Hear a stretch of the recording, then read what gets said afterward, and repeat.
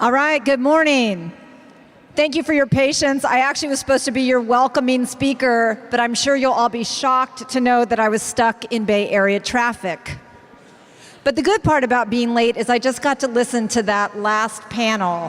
How many of you were here for that last panel? Wasn't that great? Although I did have this horrific flashback to when I worked for the Port of Oakland, which is a pretty male-dominated workplace.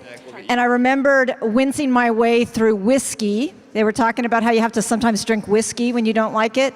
And then running up to my hotel room, putting on my breast pump, pumping out my milk, and dumping it in the sink. And any women familiar with that kind of thing? Yeah.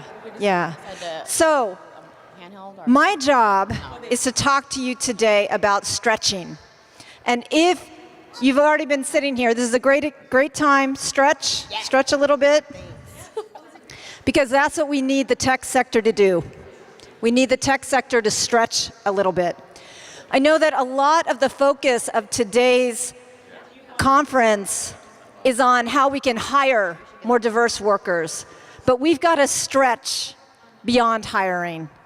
We have got to stretch around making a diverse workforce feel valued and celebrated once they've come into the workplace. It's not just about the hiring. It's about how you make people feel once they are in that position.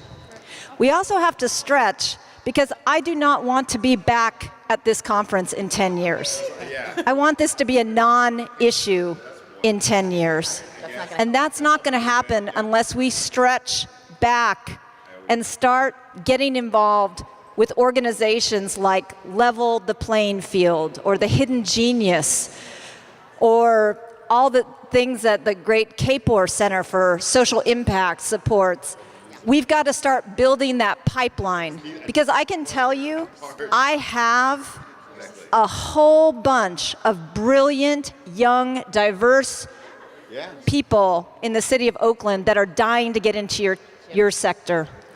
But we've got to give them a pathway, a pipeline, to be prepared and to have the skills and, just as important, to have the confidence to see themselves in these companies right now. So building that pipeline, supporting those organizations, Black Girls Code, Hack the Hood. Oakland is full of them. I know you're going to hear later on today from Yes We Code. That's another great one. And then the last stretch I'm going to talk about with regard to going beyond your hiring practices is re-examining policies and practices. And I will tell you that as the mayor of a major American city, this is deep work for us, particularly around policing. Big government affairs stuff here. We are looking at, for example, our police department and asking ourselves, yes, we've got to do better to ensure that someone who is overtly, consciously racist never makes it into our department. But where we're going to have the bigger wins and the bigger changes in policing outcomes is re-examining these policies and practices that have been in place that we thought were fair, we thought were serving a good public service purpose, but in fact are not. Things like consensual searches, the stop and frisk. By re-examining your policies and practices, you will change outcomes. I won't name names, but I was at a big tech company a few months ago asking them about their internship program. And they named the schools that they recruit their interns from. Harvard, Yale, Stanford, UC Berkeley. I said, do you ever go to the community colleges? No, we never have.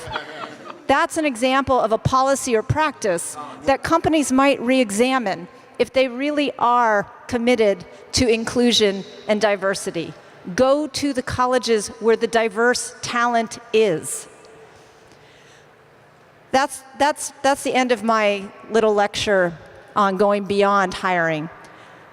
The last thing I want to talk about is how we define corporate citizenship. In Oakland, we've had fun with kind of a new word. We call it tequity.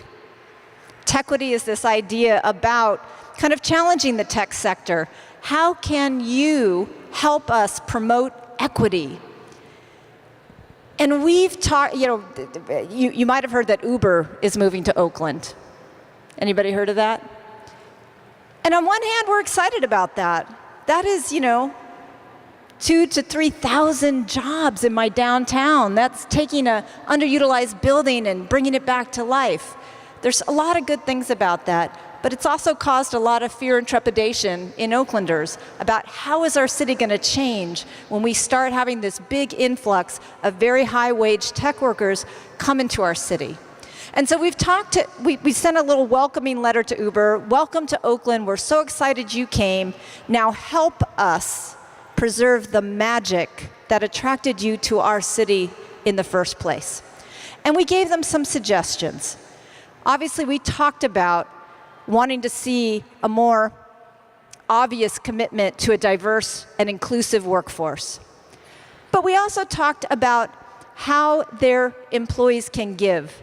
Traditionally, when we talk about corporate citizenship, we talk about philanthropy, like please write a check to this charity. And yet in the tech world, a lot of companies say, I can't be writing big checks. I'm not even profitable yet. So what are some new opportunities for tech companies to exhibit corporate citizenship? And I challenge you with 3. One is getting your employees more engaged in the community. I know Pandora does a great job with their volunteer program. And a lot of new workers want to be part of a company that cares about its community. This is actually good for a company's bottom line. But you as workers can also demand and even create those employee volunteer opportunities. Because you want to be seen as an asset to the community where you're working. You want to be seen as part of it. Another thing I love about Pandora is they don't have a company cafeteria. And they are proud of that. And it's because they want their workers to go out on their lunch hours and support the mom and pop businesses, small restaurants that are around their workplace. And they have been a great support to that local economy in our downtown. Another opportunity is what we call impact purchasing. When Uber announced that they were coming to Oakland, and we suggested this idea of impact purchasing, we wanted to be a resource.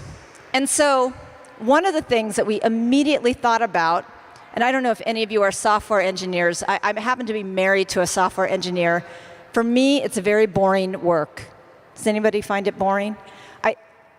Just judging from my husband, I know he needs to drink a lot of coffee to get through his day of coding. And so that is something that a company like Uber is going to need. It's going to need coffee. Well, we have a great coffee company in Oakland, and apparently you're drinking it here today, which makes me totally happy. It's called Red Bay Coffee. It's African American owned. It's a workers' cooperative, so the workers share in the profits, and it hires almost exclusively formerly incarcerated workers. It's a B Corp, it is a fabulous company, and the coffee is damn good. Has anybody had the coffee here today? Isn't it not damn good? That is some good coffee. And Uber was thrilled because this is a win-win. They need coffee, and we had a great local and also socially conscious business to supply them coffee. Uber didn't even want to wait till they opened their Oakland offices. They actually entered into a contract with Red Bay to supply their San Francisco offices with this coffee, and that alone created 20 new jobs at Red Bay Coffee right away. That is an example of impact purchasing. That is something that tech companies can do more of. And the final idea, and this is just getting started, so I really want you to be my evangelists on this idea, is companies could be lenders.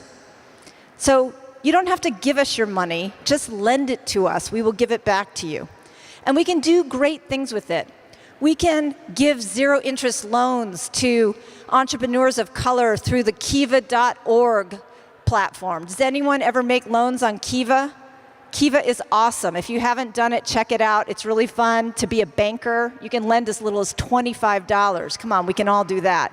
So check out kiva.org. And then the next thing, I don't know if you've heard, but the Bay Area has a affordable housing crisis. And a lot of people feel that the high-wage tech jobs are a part of that, are exacerbating that crisis. And so here's another opportunity for tech companies to lend money for workforce housing development that is locked in affordable. Again, they'll get it back even with a small amount of interest, but this is a way that companies can actually kind of enter a new space of being good corporate citizens. So those are some ideas of how we can all stretch. I invite you to stretch again, and I'm sure you're excited to see your next panel. Thank you so much. Enjoy your day.